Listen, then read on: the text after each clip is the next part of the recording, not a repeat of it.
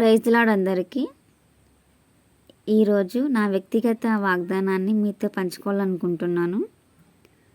నా వ్యక్తిగత వాగ్దానం యెహోషువ 1వ అధ్యాయము 5వ వచనం. నీవు బ్రతుకు దినములన్నిటను ఏ మనుష్యుడును నీ ఎదుట నిలవలేక యుండును. నేను మోషేకు తోడయుండినట్లు నీకును తోడయుందును. నా వాగ్దానము ఇందులో, నేను మోషేకు తోడయుండినట్లు నీకును తోడయుందును. ముందుగా నేను మీతో చెప్పాలనుకునేది, ఈరోజు ఈ వాగ్దానము, ఈ వీడియో చాలా వీలైనంత ఎక్కువ మందికి రీచ్ అవ్వాలని కోరుకుంటున్నాను. ఎందుకంటే వాగ్దానం తీసుకున్న ప్రతి ఒక్కళ్ళకి కూడా ఈ వాక్యము ఉపయోగపడుతుంది. ఎందుకంటే చాలామంది నాతో సహా వాక్యము, ఈ వాగ్దానాన్ని తీసుకుంటారు. తీసుకున్న తర్వాతకి దాన్ని అలాగే బైబిల్లో పెట్టేసి ఇంకా దాన్ని అలాగే దాన్ని ఇంకా చూడకుండా మళ్ళీ నెక్స్ట్ ఇయర్ వచ్చి వాగ్దానం తీసుకునే వాళ్ళు ఉంటారు. ఇంకొంతమంది ఓన్లీ ఆ వాగ్దానం కోసమే సండే, ఈరోజు 1వ తారీఖు చర్చికి వచ్చి వాగ్దానం తీసుకుని వెళ్ళిపోయే వాళ్ళు, మళ్ళీ సంవత్సరం వరకు కూడా చర్చికి రాని వాళ్ళు ఉంటారు. కానీ మనం అలా ఉండకూడదు. ఈ సంవత్సరము, ఈ రోజు నుంచి మనం దాన్ని చేంజ్ చేసుకోవాలా. వాగ్దానం తీసుకున్న ప్రతి ఒక్కరు కూడా ఆ వాగ్దానం మనలో నెరవేరాలంటే, నా వాగ్దానం నేను మోషేకి తోడై ఉండినట్లు నీకును తోడయ్యుందును.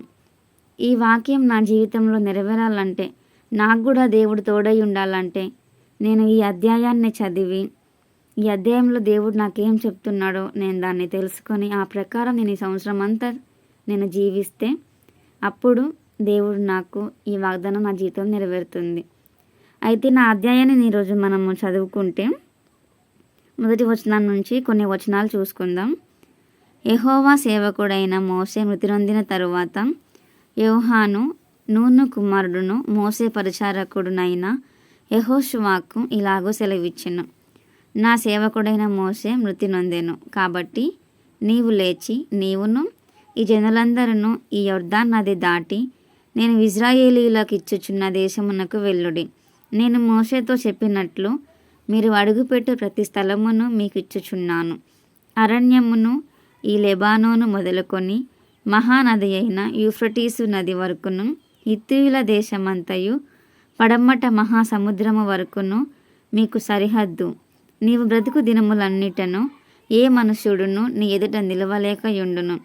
నేను మోషేకు తోడయుండినట్లు నీకును తోడయుందును. నిన్ను విడువను, నిన్ను ఎడబాయను. నిబ్బరము కలిగి ధైర్యముగా నుండుము.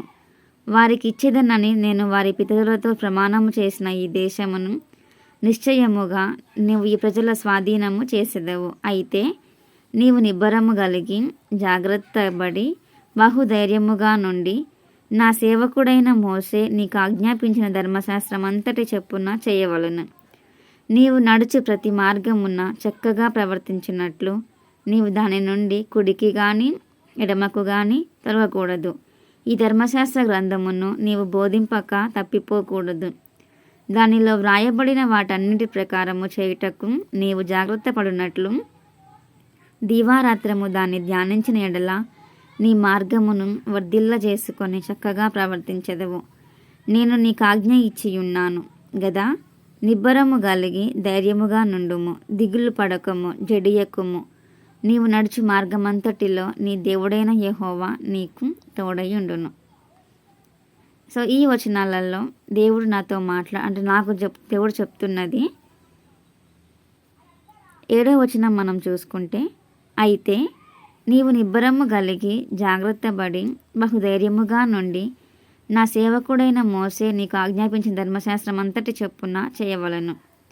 నీవు నడిచే ప్రతి మార్గమున చక్కగా ప్రవర్తించినట్లు నీవు దాని నుండి కుడికి గాని ఎడమకు గాని తొలగకూడదు. మోషేకి దేవుడిచ్చిన ఆజ్ఞలు, ఆ ఆజ్ఞ ప్రకారము నేను కూడా జీవించాలా. ఇంకా దేవుడు నాకు ఇంకా చాలా గట్టిగా చెప్తున్నారు, కుడికి కానీ ఎడమకు కానీ తొలగకూడదు. మనకి ఇప్పుడు ప్రజెంట్ మన యేసుప్రభు వచ్చిన తర్వాతకి మనకి మెయిన్ ఆజ్ఞలు 2. ఆ 2 ఆజ్ఞలు మనము మన దేవుడైన యెహోవాను పూర్ణ హృదయముతో పూర్ణ ఆత్మతో మనం ఆయన్ని సేవించాలి. రెండవ ఆజ్ఞ, నిన్ను వల్లే నీ పొరుగు వారిని ప్రేమించాలి. ఈ రెండు చేస్తే మనం ఆ 10 ఆజ్ఞలను మనం పాటించినట్లే.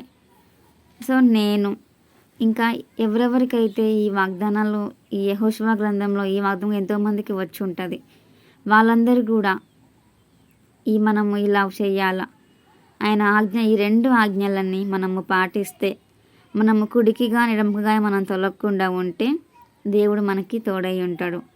ఇంకా 8వ వచనం కూడా మనం చూసుకుంటే, ఈ ధర్మశాస్త్ర గ్రంథమును నీవు బోధింపక తప్పిపోకూడదు, దానిలో వ్రాయబడిన వాటన్నిటి ప్రకారము చేయుటకు నీవు జాగ్రత్త పడునట్లు దీవారాత్రము దాన్ని ధ్యానించిన ఎడల నీ మార్గమును వర్ధిల్ల చేసుకొని చక్కగా ప్రవర్తించెదవు.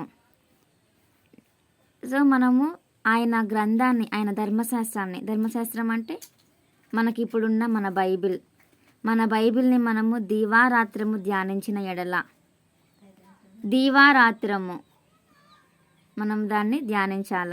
ఎల్లప్పుడు ఉదయం సాయంత్రం మనం దాన్ని ప్రతి ఉదయం లేవగానే మనం బైబిల్ చదువుకోవాలా, ప్రార్థన చేసుకోవాలి. రాత్రి పడుకునేటప్పుడు మనం బైబిల్ చదువుకొని ప్రార్థన చేసుకోవాలా. అందులో ఉన్న మన ఆజ్ఞల్ని దేవుడు మనకి బైబిల్లో ఎన్నో చక్కని విషయాలు చెప్తాం. దాని ప్రకారం మనం జీవించినప్పుడు అప్పుడు నీ మార్గమును వర్ధిల్ల చేసుకొని చక్కగా ప్రవర్తించదవు. మనకి దేవుడు నిజముగా ఇక్కడ చెప్తున్నట్లే మనకి బైబిల్లో మన మార్గాన్ని మనము చక్కగా చేసుకోవటానికి, మన ప్రవర్తనని మనము మార్చుకోవటానికి మనకి బైబిల్ మనకి బోధిస్తుంది. 9వ వచనం, నేను నీకు ఆజ్ఞాపించి ఉన్నాను కదా, నిబ్బరము కలిగి ధైర్యముగా నుండుము, దిగులు పడకము, జడియకుము, నీవు నడుచు మార్గం అంతటిలో నీ దేవుడైన యెహోవా నీకు తోడై ఉన్నాడు. సో మనము ఆయన ఆజ్ఞని మనము పాటిస్తే, ఆయన ఆజ్ఞని ఇచ్చి ఉన్నట్లు ఆ ఆజ్ఞ ఇచ్చిన ప్రకారం మనం చేస్తే అప్పుడు మనము నిబ్బరము కలిగి ధైర్యముగా ఉంటాం, దిగులు పడకుండా జడియకుండా దేవుడు మనకి తోడై ఉంటాడు మన మార్గం అంతటిలో. అలా మనము కూడా ఈ వాగ్దానాన్ని మనము ప్రతిరోజు మనము ప్రార్థన చేసుకునేటప్పుడు ఈ వాగ్దానాన్ని, నా వాగ్దానం, నేను మోసకి తోడై ఉండినట్లు నీకును తోడై ఉండును. దేవా, మీరు నాకు మోసకి తోడై ఉండినట్లు నాకు కూడా తోడై ఉండను అనేసి వాగ్దానం ఇచ్చారు అనేసి మనం దాన్ని ప్రతిరోజు ప్రతి ప్రార్థనలో దాన్ని మనము జ్ఞాపకం చేసుకొని ప్రతిరోజు మనం ప్రార్థన చేస్తే అప్పుడు అది మన జీవితంలో నెరవేరుతుంది.